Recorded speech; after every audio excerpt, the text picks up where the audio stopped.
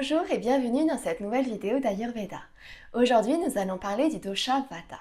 Mais avant, si ce n'est pas déjà fait, je t'invite à t'abonner à ma chaîne YouTube et à appuyer sur la cloche pour recevoir une notification lorsque je publie une nouvelle vidéo. En Ayurveda, il existe 3 doshas qui sont les énergies vitales, Vata, Pitta et Kapha.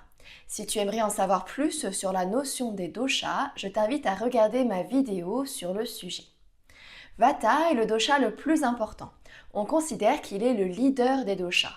Leader car il influe sur les autres doshas et sur notre état de santé. En effet, si Vata n'est pas équilibré, il va alors se déplacer et déplacer les autres doshas déséquilibrés dans les parties faibles du corps. Il peut donc participer à l'apparition des maladies et il est fondamental de comprendre son fonctionnement afin de le contrôler.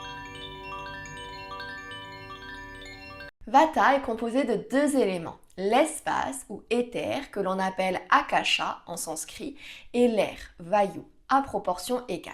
L'air représente le mouvement et l'espace représente l'immobilité.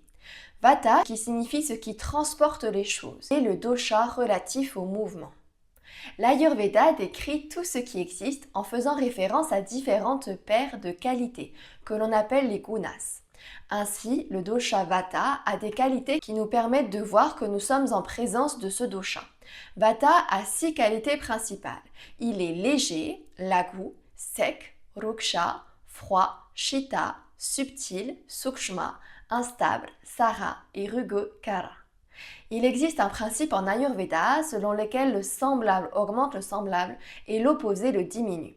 Les gunas, les qualités, sont présentes de partout, dans notre environnement, nos activités et notre alimentation. Ainsi, les qualités semblables à Vata l'augmentent.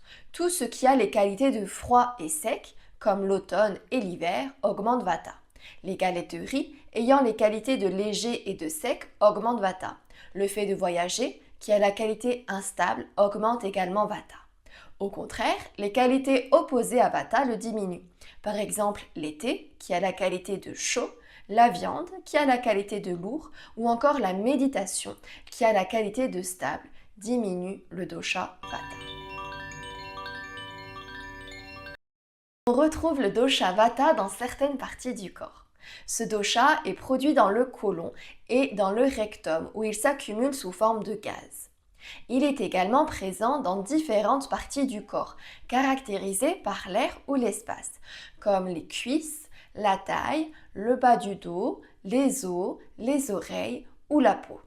Lorsque Vata est déséquilibré, ce sont dans ces zones que la maladie peut apparaître. Vata aide le corps à accomplir certaines de ses fonctions. Au niveau physique, Vata est responsable de tous les mouvements du corps, qu'ils soient musculaires, digestifs ou au niveau des pensées.